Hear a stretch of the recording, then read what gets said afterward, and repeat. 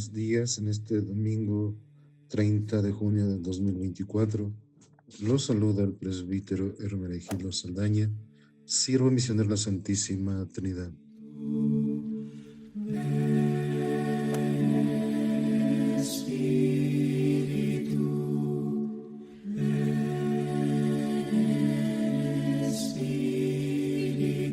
Hoy escuchamos el Evangelio de según San Marcos, capítulo 5, versículos 21 a 43.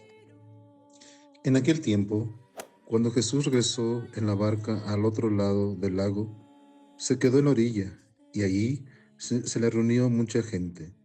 Entonces se acercó uno de los jefes de la sinagoga, llamado Jairo. Al ver a Jesús, se echó a sus pies y le suplicaba con insistencia: «Mi hija está agonizando.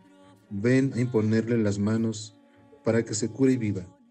Jesús se fue con él, y mucha gente lo seguía y lo apretujaba. Entre la gente había una mujer que padecía flujo de sangre desde hacía 12 años. Había sufrido mucho a manos de los médicos y había gastado en eso toda su fortuna, pero en vez de mejorar, había empeorado. Oyó hablar de Jesús, vino y se le acercó por detrás entre la gente y le tocó el manto, pensando que con solo tocarle el vestido se curaría. Inmediatamente se le secó la fuente de su hemorragia y sintió en su cuerpo que estaba curada. Jesús notó al instante que una fuerza curativa había salido de él. Se volvió hacia la gente y les preguntó: «¿Quién ha tocado mi manto?». Sus discípulos le contestaron: «¿Estás viendo cómo te empuja la gente y todavía preguntas quién me ha tocado?». Pero él seguía mirando alrededor para descubrir quién había sido. Entonces se acercó la mujer, asustada y temblorosa, al comprender lo que había pasado. Se postró a sus pies y le confesó la verdad. Jesús la tranquilizó diciendo: «Hija, tu fe te ha curado. Vete en paz y queda sana de tu enfermedad». Todavía estaba hablando Jesús cuando unos criados llegaron de casa del jefe de la sinagoga para decirle a éste: «Ya se murió tu hija. ¿Para qué sigues molestando al maestro?». Jesús alcanzó a oír lo que hablaban y le dijo al jefe de la sinagoga: «No temas, basta que tengas fe». No permitió que lo acompañaran más que Pedro, Santiago y Juan, el hermano de Santiago. Al llegar a la casa del jefe de la sinagoga, vio Jesús el alboroto de la gente y oyó los llantos y los alaridos que daban. Entró y les dijo: «¿Qué significa tanto llanto y alboroto? La niña no está muerta, está dormida». Y se reían de él. Entonces Jesús echó fuera a la gente y con los padres de la niña y sus acompañantes entró a donde estaba la niña. La tomó de la mano y le dijo: «Talitat cum», que significa: «Óyeme, niña, levántate». La niña, que tenía 12 años, se levantó inmediatamente y se puso a caminar. Todos se quedaron asombrados. Jesús les ordenó severamente que no lo dijeran a nadie y les mandó que le dieran de comer a la niña. Palabra del Señor.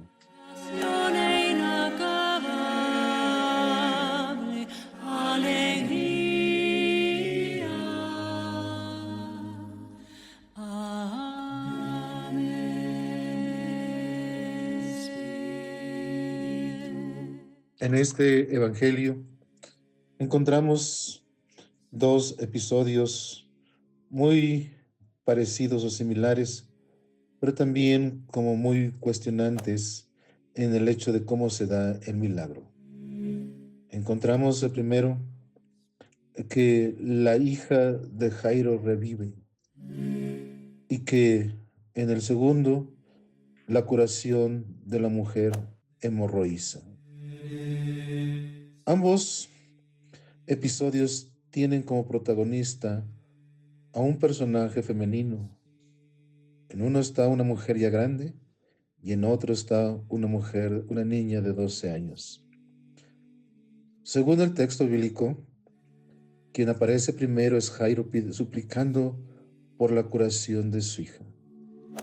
Pero después Jesús nos presenta la parte donde cura o a una mujer que tenía hemorragias desde hace 12 años. Este hecho se da en solo acercarse a Jesús. La mujer, con toda seguridad, con toda confianza, se acerca a Jesús, le toca su manto y queda curada.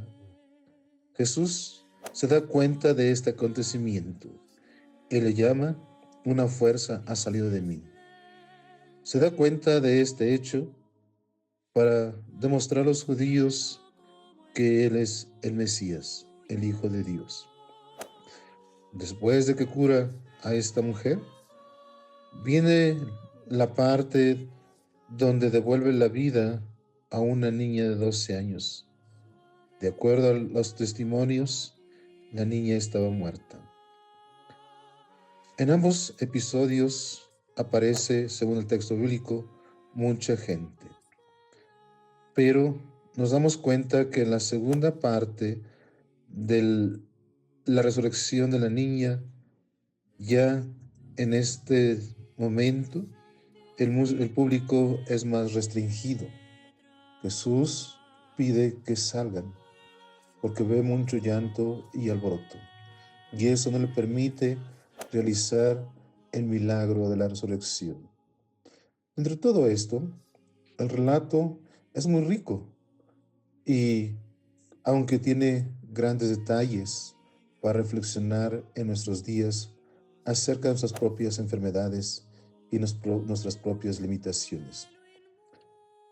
Vemos con esto que las obras de Jesús tienen un acontecimiento de poder.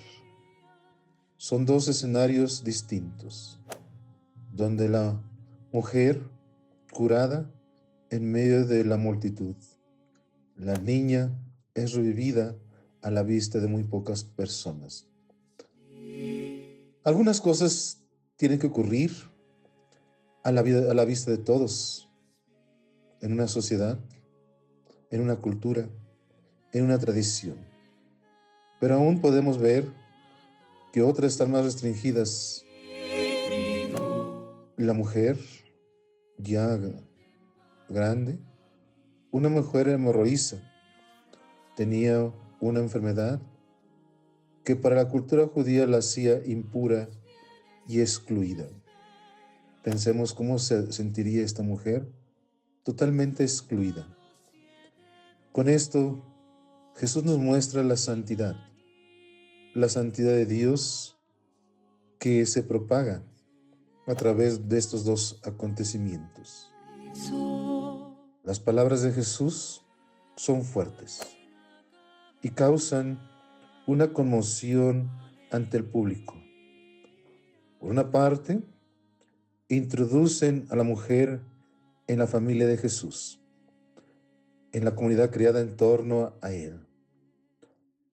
Por otra parte, la fe de esta mujer, por lo cual hablamos de una confianza plena en la persona de Jesús, que se hace posible la curación ante el sufrimiento. Una vez más, el texto de San Marcos nos plantea el papel de Jesús en nuestra vida y la actitud fundamental que hemos de tener ante Él. Una mujer fue curada e incluida también en la comunidad. Una niña fue levantada en el lecho de la muerte. ¿Qué nos enseñan esas dos acciones de Jesús para nuestra vida hoy día? ¿Cómo nos hacen tomar conciencia de la vida y de la muerte? ¿Cómo nos hacen conscientes del bien y el mal que enfrentan en la historia? Dios está de parte del bien, del amor, de la vida y de la felicidad. El milagro de la mujer que padecía hemorragias une dos aspectos muy importantes en la vida de esta mujer: el aspecto físico y el aspecto espiritual. En una única explicación liberadora, el milagro se realiza claramente en dos fases, en una forma tradicional y en otra que es curada físicamente. Por lo cual, con esto nos cercioramos de que Cristo se preocupa por la realidad concreta del sufrimiento físico. El pueblo llora ante la muerte de esta niña. Y Jesús simplemente le dice, levántate, levántate. Por eso, hoy en la primera lectura del libro de la sabiduría nos habla de la vida.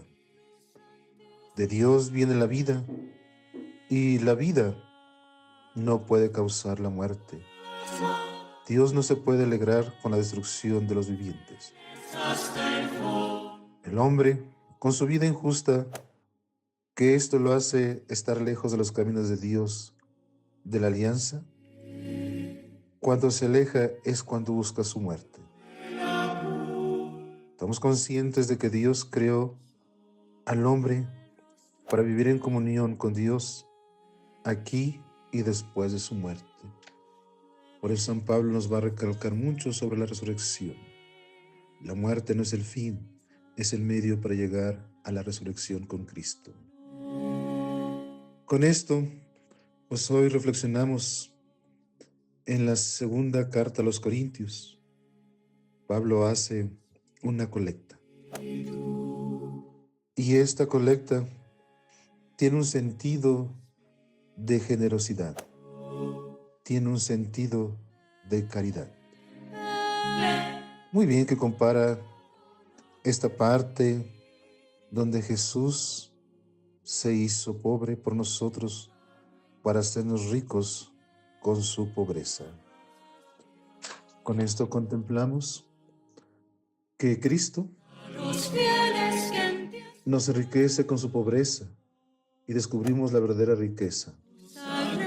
Este descubrimiento cambia la vida. La pobreza, como carencia de lo mínimo para vivir, ni es la voluntad de Dios, ni es deseable nunca para nadie. No podemos quedarnos en una actitud de pobre, sino tenemos que reconocer la grandeza de Dios. Y si Dios se esforzó para llegar a enseñarnos totalmente una justicia y no quedarnos en la injusticia, por lo cual el cristiano siempre tiene que luchar contra una pobreza que envilece al hombre y desfigura la imagen de Dios. La actitud es muy importante en todos nosotros. La actitud hace cambiar y superar y desear. La opción por una vida austera que huye de lo superfluo e innecesario, a la vez que generosa, buscando la justicia, es distinto de la vida cristiana. Cristo nos llama a reconocer la gran riqueza que todos tenemos. En su momento, San Pablo nos hablaba de los dones. Hoy, con nuestros dones, nosotros podemos crear una generosidad. No podemos hacernos ajenos ante el sufrimiento. Jesús es solidario con el sufrimiento y ha vuelto a la vida a esta niña. Pues en este domingo, que todos nosotros podamos aprender de este gran ejemplo y de la gracia de Jesús, que se hace presente especialmente en nuestra celebración de la Eucaristía. Nos ayudan a ser generosos en nuestro compromiso cristiano con los demás, en nuestro servicio. Feliz domingo, Día del Señor.